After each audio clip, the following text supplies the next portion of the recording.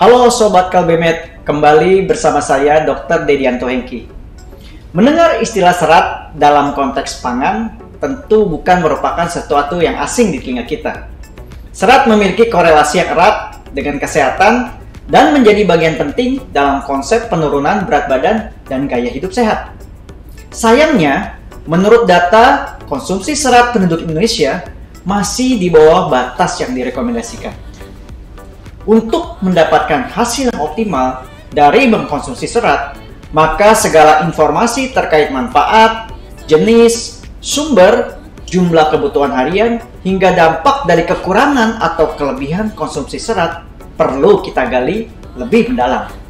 Yuk, tonton sampai tuntas agar serat yang kita konsumsi tidak hanya numpang lewat, tetapi juga memberikan banyak manfaat. Pengertian dari serat pangan. Serat pangan secara definisi adalah jenis karbohidrat kompleks yang tidak dicernakan saat dikonsumsi oleh tubuh kita.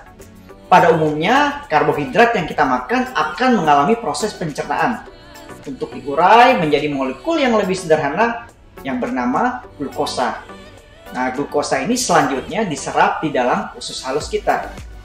Nah, serat ini tidak dicerna. Ya, selanjutnya dia akan masuk ke dalam usus besar, diuraikan oleh bakteri-bakteri baik di dalam saluran cerna melalui suatu proses yang bernama proses fermentasi. Jenis serat dan manfaatnya. Nah, berdasarkan kelarutannya terhadap air, serat dibagi menjadi dua.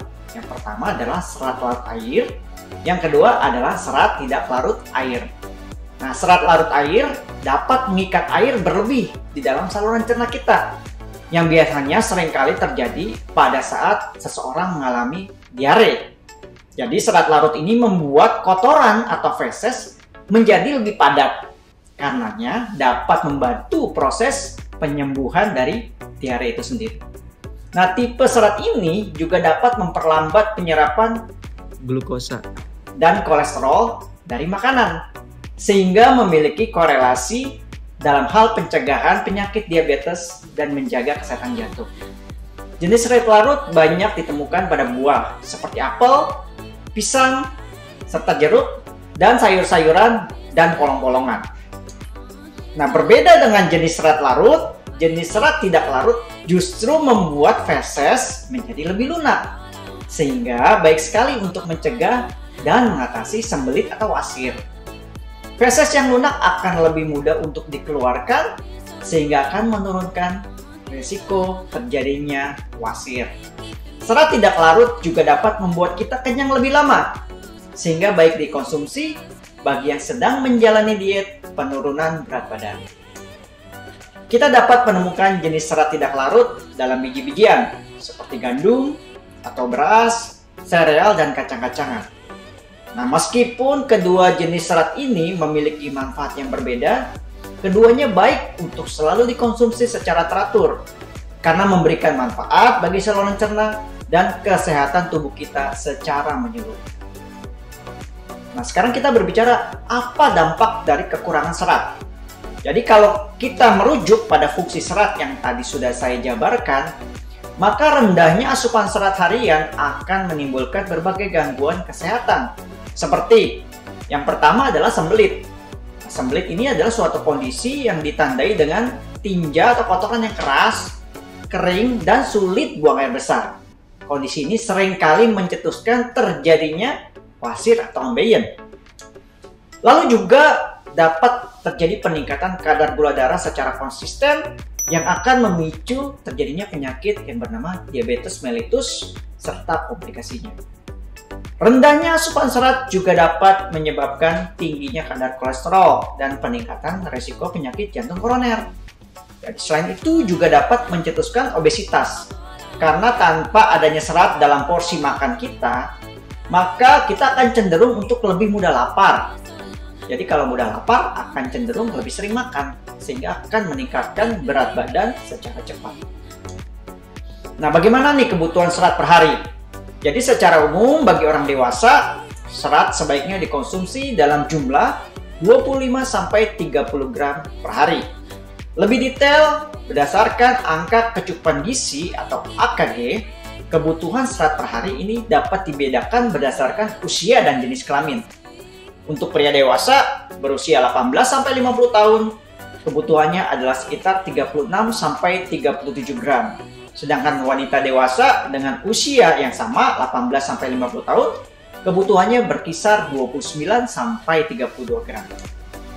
Nah, kalau untuk bayi yang baru lahir sampai usia 5 bulan belum membutuhkan serat. Nanti saat usianya sudah mencapai 6 bulan hingga 11 bulan, maka kebutuhan per harinya menjadi 10 gram.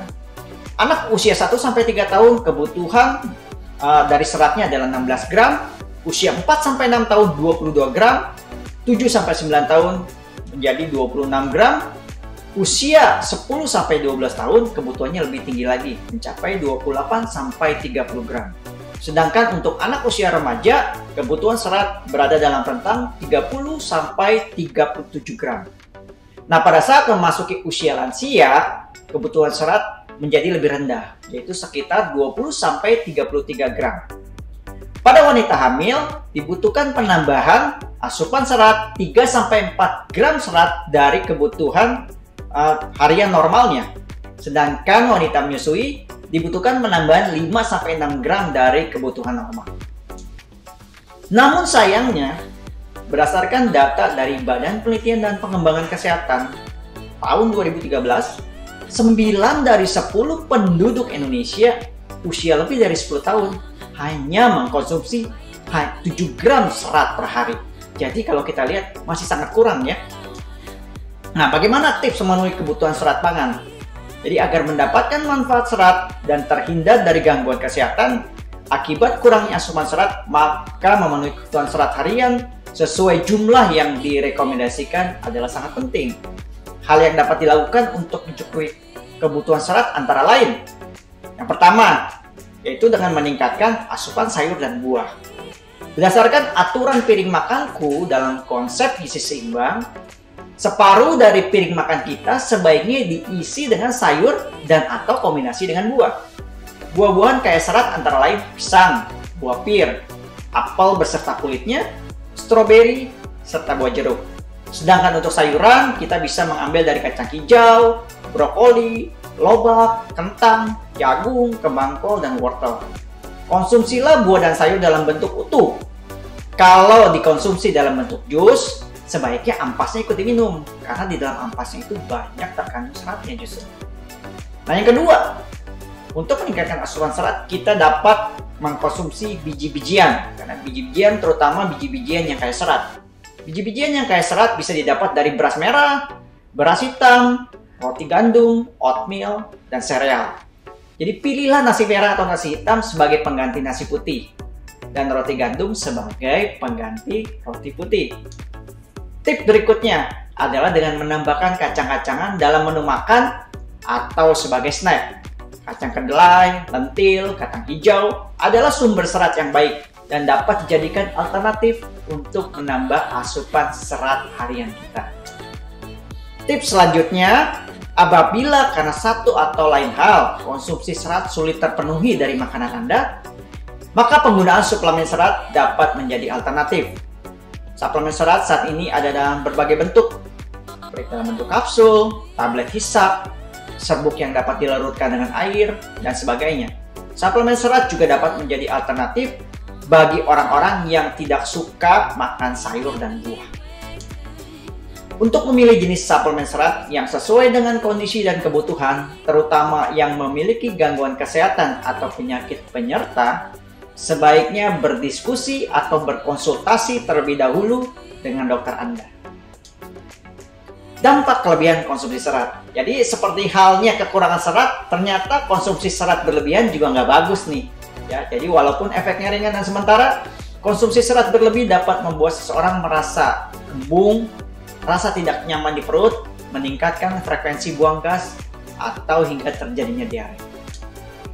Pada pengidap diabetes, konsumsi serat secara berlebih juga dapat mengakibatkan kadar gula darah turun terlalu banyak, terutama bila disertai pemberiannya dengan obat penurun gula darah, yang dapat membuat kondisi tubuh menjadi lemas dan terjadinya gejala-gejala hipoglikemia.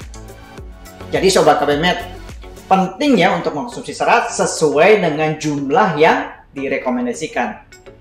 Untuk mengetahui kandungan serat dari tiap jenis makanan, kita dapat mencarinya di internet atau buku, sehingga kita dapat menakar berapa kira-kira porsi makanan sumber serat tersebut sebaiknya yang kita makan. Nah, demikianlah cerita tentang si hebat serat yang banyak manfaat. Apabila ada topik lain seputar kesehatan yang ingin dibahas, Sobat Kalbemed bisa menuliskan di kolom komen. Jangan lupa untuk subscribe channel ini, serta berikan like dan share agar semakin banyak yang mendapatkan manfaat dari informasi ini. Sudahkah Anda mengkonsumsi cukup serat hari ini? Salam sehat.